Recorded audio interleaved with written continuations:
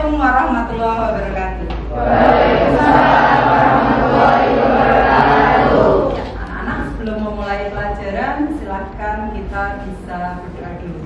Minta tolong Hilmi untuk memimpin berdoa. Untuk siap gerak untuk memulai kegiatan berdoa mulai. Bismillahirrahmanirrahim.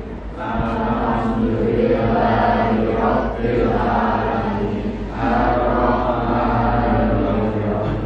Maliki yaumiddin. Iyyaka na'budu wa iyyaka nasta'in. Ihdinas siratal mustaqim. Siratal ladzina an'amta 'alaihim ghairil maghdubi 'alaihim waladdallin. Amin. Sudah selesai. Beri salam. Assalamualaikum warahmatullahi wabarakatuh. Waalaikumsalam warahmatullahi wabarakatuh. Baik, gurin absen dulu ya. Untuk hari ini ternyata yang belum masuk ada Rosyid, gitu ya. Kemudian Is'a, kemudian Rizka, kemudian Suci. Betul ya, 4 ya? Baik, untuk hari ini rencananya Burin akan menyampaikan pembelajaran tentang pelestarian keanekaragaman hayati.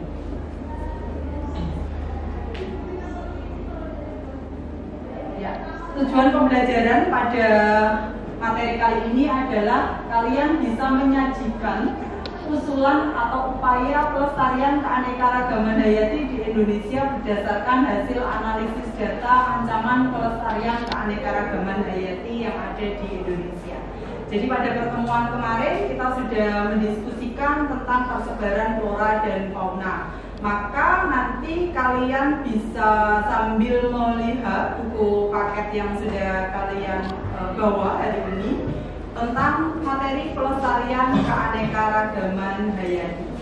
Ya, jadi masih terkait dengan materi sebelumnya tentang keanekaragaman hayati yang sudah kita diskusikan, ada tingkat gen, kemudian ada tingkat jenis dan ada tingkat spesies. Ternyata ya dari keanekaragaman itu tidak semuanya dalam keadaan baik-baik saja. Ada yang beberapa baik flora maupun fauna dalam keadaan terancam punah.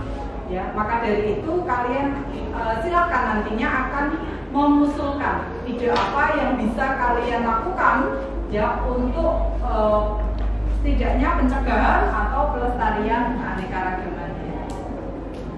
Baik, sebelum ke masalah yang kita tampilkan, silakan bisa dilihat tentang kesepakatan kelas terlebih dahulu.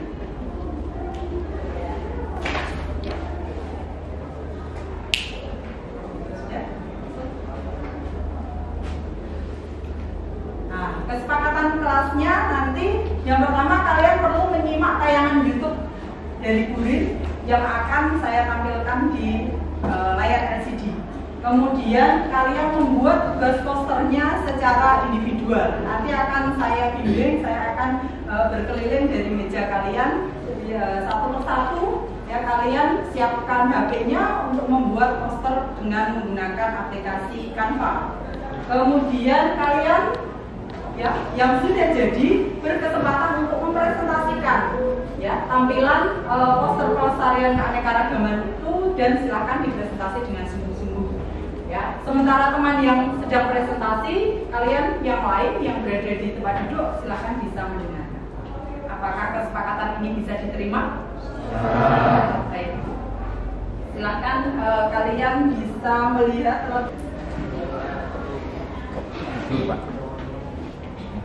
Baik anak-anak, silakan diperhatikan kasus berikut.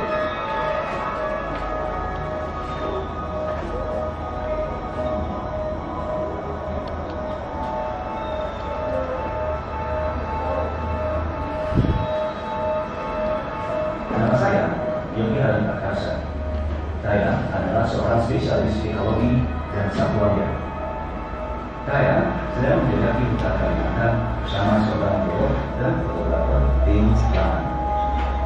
Inilah 3 jam perjalanan menuju salah satu hutan tropis yang tersisa di Indonesia. Kami mendengar tentang adanya kemungkinan terang Melaka yang kondisi kritis menuju kepunahan dalam waktu singkat.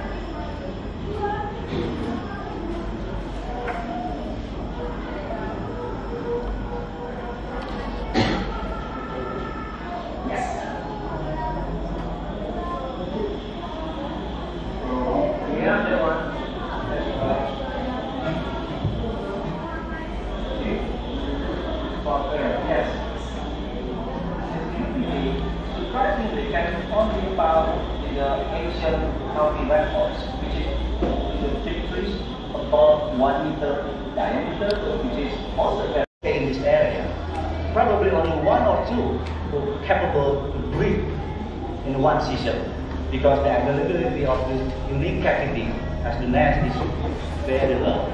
That's why this kind of extensive forest is so important with remaining old trees. Yeah.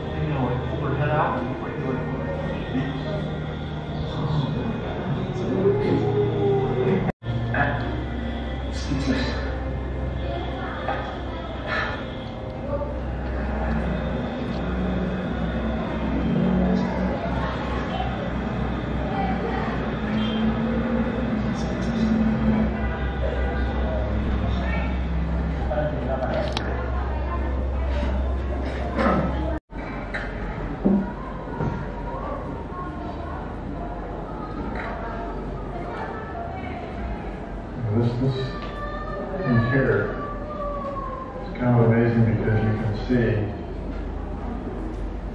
still see the feathers. We have here about, how many of you? We have about 100? 100, sir.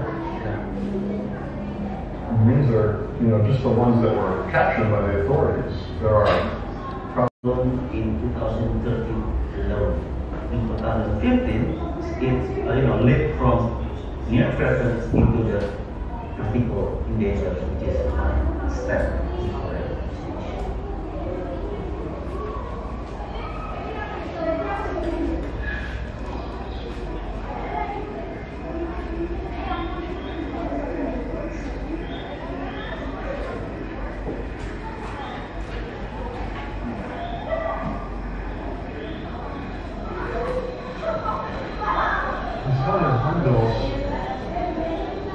I've been in this forest for thousands of years. This hornbill has this really neat horn on its head. It's a solid keratin material. Well, people have been hunting this bird for a long time, and it somehow survived. So they've learned to avoid humans. But recently, there's been a surge in demand for the hornbill products from China. And this has led to an industrial scale country with hundreds of guns. And so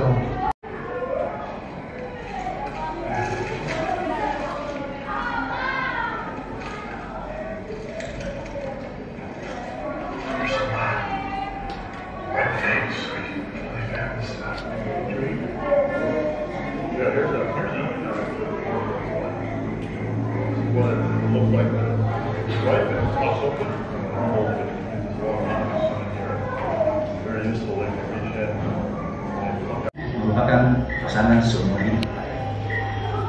Setiap tahun mereka akan mencari lubang sarang yang hitam, dan jika mereka menemukannya, mereka akan membersihkan sarang dan tanda tidak akan mengurus diri di dalam agar apinya sampai 30 meter di tajuk pohon.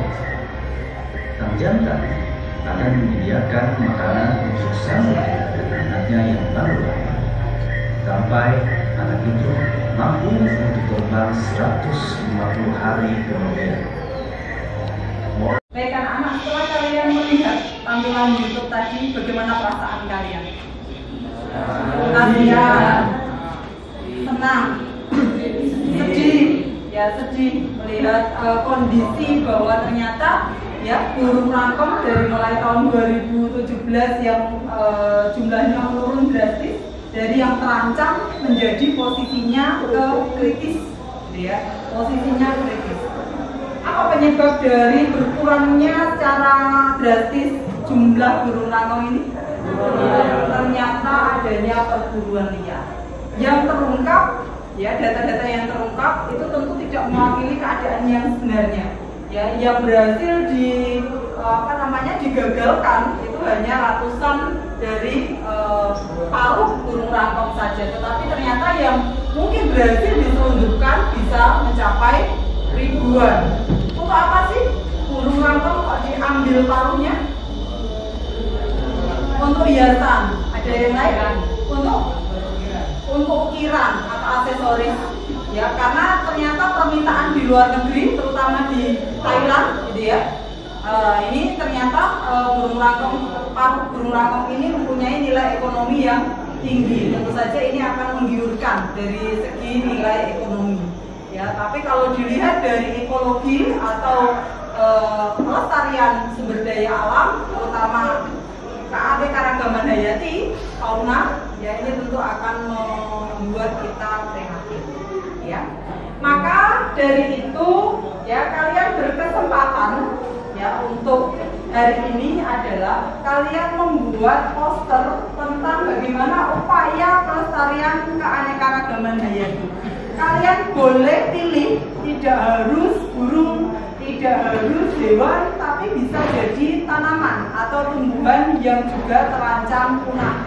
Ya, kalian boleh memilih, Bu, tanaman apa Bu yang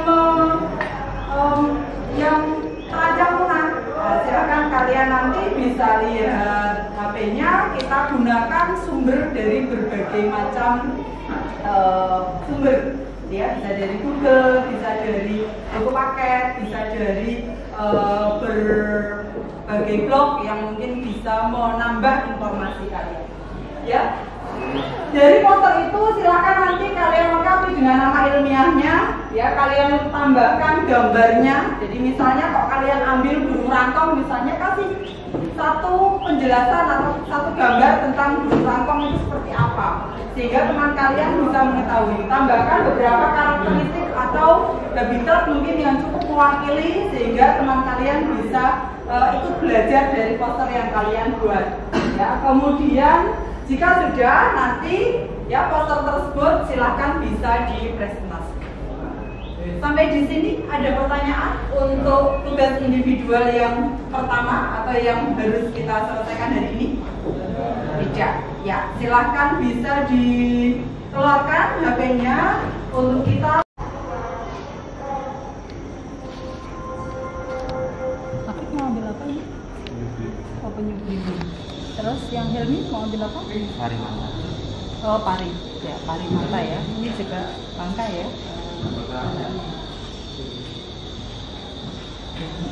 Rohim?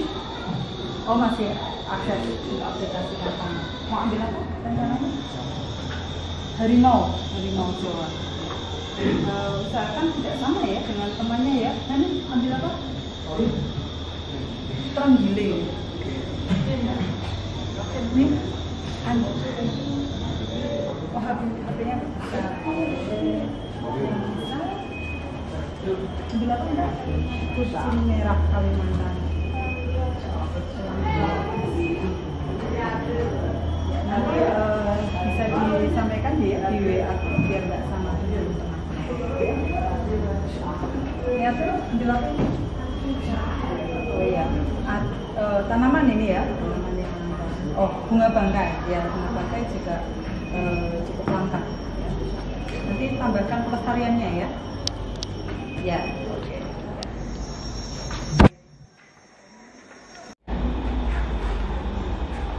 Baik anak-anak, setelah saya tadi melihat hasil pekerjaan kalian, sekarang saatnya kita punya waktu untuk presentasi. Ya, jadi masing-masing ketentuannya untuk presentasinya ya bisa melakukan presentasi sebanyak atau selama 2 menit dan bisa bergantian. Bisa diterima kesepakatannya? Kita bisa mulai. Baik, silakan untuk kesempatan pertama presentasi. Siapa yang mau tunjuk jari? Oh iya, Apik, silakan. Berikan pos dulu untuk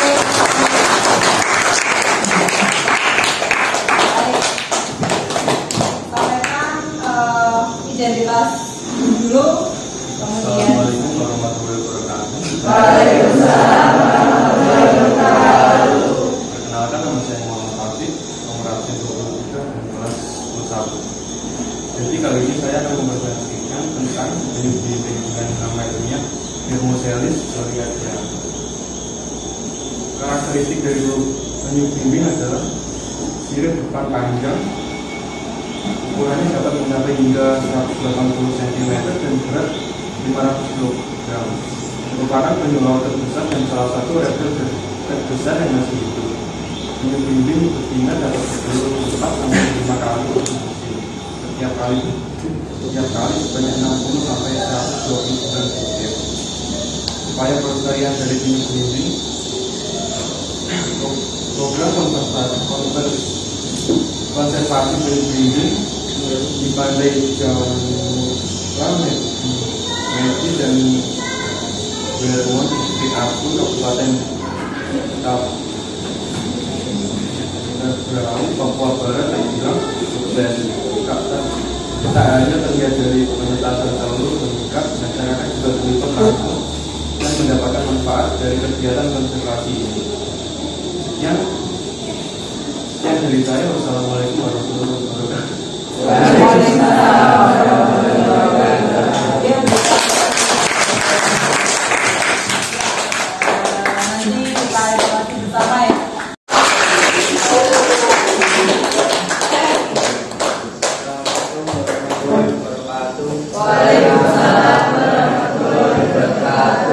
Perkenalkan, nama saya Nidia, absen 12 kelas 1. Kali ini saya akan mempresentasikan terenggiling. Nama ilmiahnya adalah Polybiota. Karakteristik atau ciri unik terenggiling adalah terenggiling tidak memiliki gigi. Mereka umumnya dengan kerikil dan duri keratin terletak di dalam perutnya. Terenggiling menutup telinga dan hidung mereka untuk menjaga agar tidak dimasuki serangga dari luar. Terenggiling menandai wilayah mereka dengan air bening, lidah dan depresi yang bercampur dengan kelenjar busur.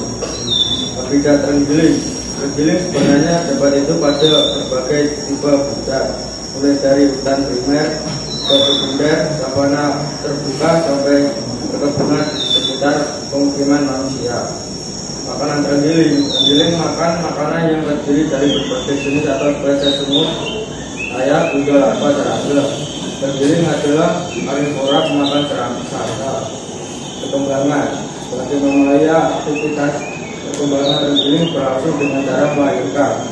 Musim kawin terjadi pada bulan April sampai Juni dengan nama kebuntingan sekitar 3 bulan. Bila anak perkelahiran umumnya hanya 1 ekor, dan lama usia sapi anak sekitar 3-4 bulan. Cara pelestariannya dengan dibangunnya pusat rehabilitasi terenggiling di Kamboja berfungsi untuk menampung dan merawat terenggiling, dan juga dengan kita tidak memburu terenggiling secara real. Sekian presentasi dari saya. Assalamualaikum warahmatullahi wabarakatuh.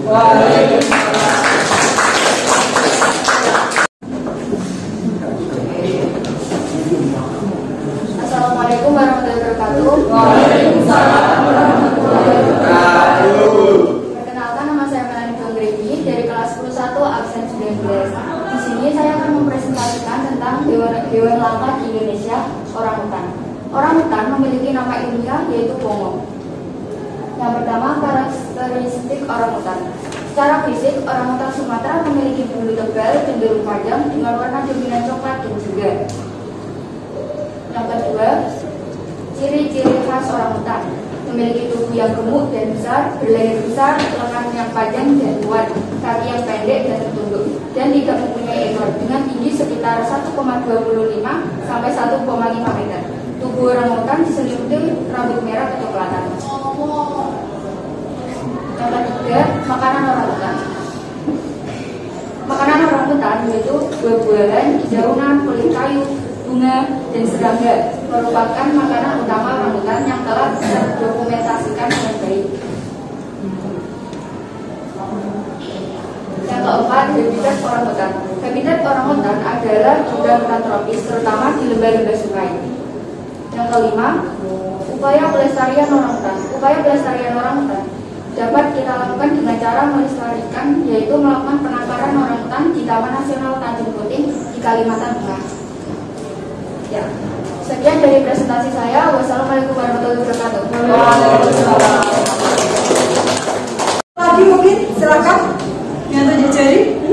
Ya, Fatihatul, silakan bisa mempresentasikan.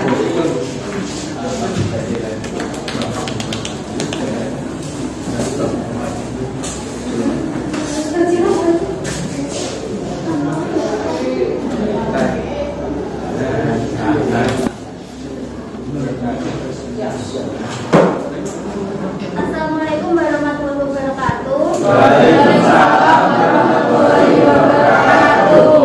Perkenalkan, nama saya Fatihatul Fatihah. Saya kelas 1 absen 9.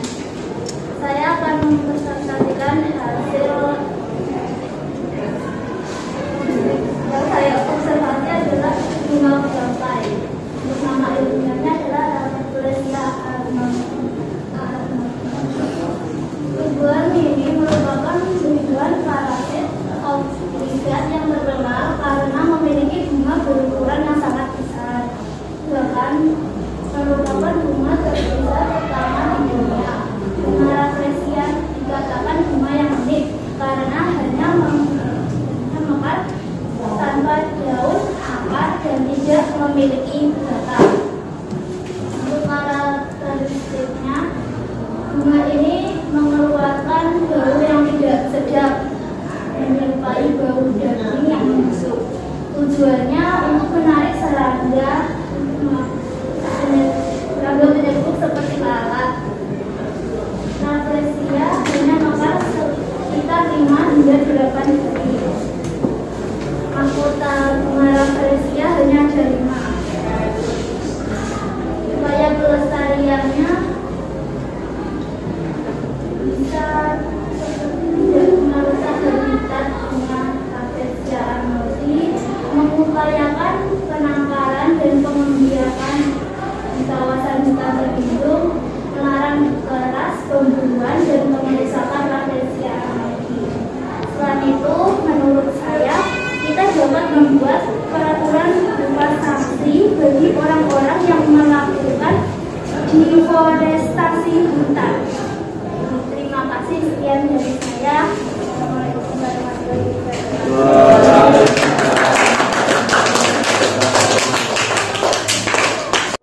Ya, baik. Setelah beberapa dari teman kita tadi presentasi, tentu kita mempunyai banyak wawasan, banyak pengetahuan baru. Ternyata banyak juga hewan, ya tadi yang disampaikan Afif, ya, kemudian disampaikan Hanif, ya, kemudian ada Melani dan Fatihatul, tidak hanya hewan yang dalam keadaan langka, tapi juga ada tumbuhan seperti tumbuhan bunga bangkai, ya, dalam kondisi yang juga terbatas, ya. Maka dari itu, ya, kita perlu menyimpulkan bahwa upaya-upaya pelestarian keanekaragaman hayati itu merupakan kegiatan yang wajib dilakukan. Apa yang bisa kalian usulkan tadi dari beberapa teman yang sudah mempresentasikan? Seperti apa upaya pelestariannya? Ya, membuat atau konservasi, ya, daerah-daerah tertentu dengan hutan lindung. Ada lagi? Bagaimana dengan perburuan liarnya? Menyetop, ya, atau menghentikan perburuan liar, ya, itu yang penting, ya, karena ternyata, ya, banyak jumlah dan jenis, ya, dari spesies itu berkurang akibat perburuan liar. Kemudian apa?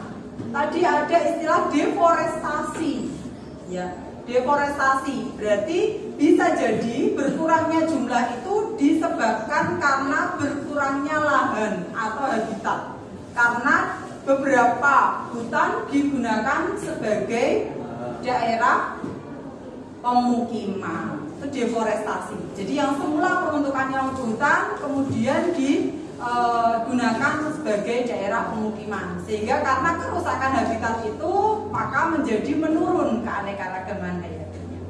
Apalagi yang bisa dilakukan bagi tanaman misalnya, ya, dengan, ya, memperbesar peluang persilangannya, ya, dengan membuat berbagai cagar alam misalnya, atau dikembangkan di kebun raya misalnya, itu sebagai upaya pelestarian keanekaragaman hayati. Ini yang bisa kita lakukan, ya. Jadi mulai dari kalian bisa mulai menggalakkan upaya sosialisasi, ya, setidaknya mulai dari diri kalian, ya, di medsosnya misalnya. Kalau kalian punya story WA silahkan diupload bagaimana pelestariannya. Kalian punya Instagram, ya, kalian upload bagaimana pelestarian fauna misalnya. Nah, penting peran kita, ya, apalagi kalian sebagai generasi muda untuk melestarikan keanekaragaman hayati.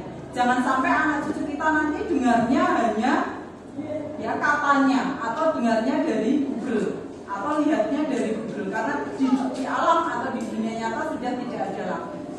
Kemudian tadi stop perburuan liar, ya, sosialisasikan di medsos yang kalian. Sampai di sini, adakah yang mau ditanyakan? Silakan. Gimana, Pak Amin? Saya. Baik. Untuk terakhir, Gurin ingin kalian bisa merefleksikan. Apa itu refleksi?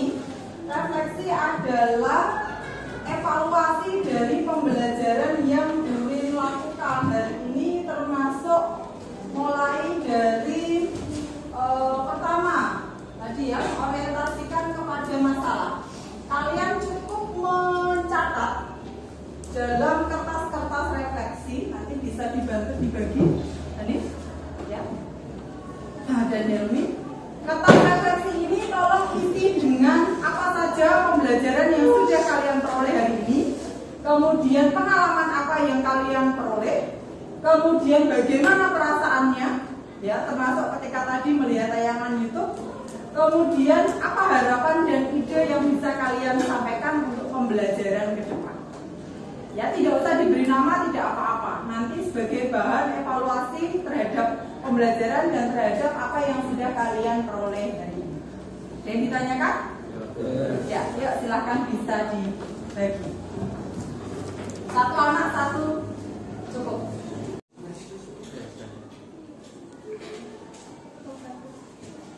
Tulis saja perasaan, senang, sedih, ya, prihatin, kasihan, perasaan semua. Baik anak-anak, terima kasih sudah menuliskan kartu refleksi hari ini. Harapannya saya dan kalian mendapatkan timbal balik atau umpan balik dari apa yang sudah kita lakukan pada pembelajaran hari ini. Ya, untuk evaluasi terhadap apa yang sudah kalian peroleh, silahkan kalian bisa lihat di buku halaman 162. Silahkan dibuka untuk buku paketnya. Di 162 itu ada artikel yang berjudul populasi bertambah, kamera pengintai rekam 58 badak Jawa pada tahun 2013. Jadi jumlahnya pada tahun 2013 jumlah badak Jawa yang asli yang ada badaknya itu ternyata jumlahnya hanya 58 ekor. Ya, kalian bisa lihat artikelnya, kemudian di nomor 1 dan 2 silahkan bisa kalian kerjakan sebagai penugasan. Ya, di situ setelah membaca artikel ada 2 nomor yang perlu kalian jawab, ya, deskripsikan, kemudian buatlah prediksi bagaimana 20 tahun mendatang dan apa solusi yang bisa kalian tawarkan untuk melestarikan populasi badak Jawa yang jumlahnya terbatas tersebut. Ya, 2 pertanyaan saja. Ada pertanyaan untuk kali ini? Tidak ya? Baik, saya kira cukup untuk pembelajaran hari ini. Jika tidak ada hal yang ditanyakan lagi, akan Burin sampaikan bahwa untuk pembelajaran ke depan silakan dipelajari materi tentang penyebaran flora dan fauna di Indonesia. Ya, silakan kalian belajar tentang apa itu garis Wallace dan garis Weber dan bagaimana tipe-tipe fauna asiatis maupun tipe-tipe fauna yang menyerupai Australia. Ya, silakan bisa kalian pelajari terlebih dahulu sebelum pertemuan pada pekan mendatang. Ada pertanyaan? Pak Lur, tunjuk jari, silakan. Oh tidak. Lalu? Nama ilmiahnya apa? Badak Jawa. Nama YouTube-nya? YouTube-nya Burin. Oh ya, nama YouTube-nya sesuai nama saya, Ridarti Pak Puro. Ya, biasanya saya share ke ketua kelas, nanti bisa di-share di kelas. Baik, Burin cukupkan untuk pembelajaran hari ini. Ya, saya kira selesai materi tentang pelestarian keanekaragaman hayati. Kalian bisa beralih ke materi penyebaran keanekaragaman hayati yang ada di Indonesia. Silakan bisa kita tutup, ya. Kita akhiri pembelajaran pada pertemuan hari ini. Semoga bermanfaat. Terima kasih. Ya, wassalamualaikum warahmatullahi wabarakatuh. Waalaikumsalam.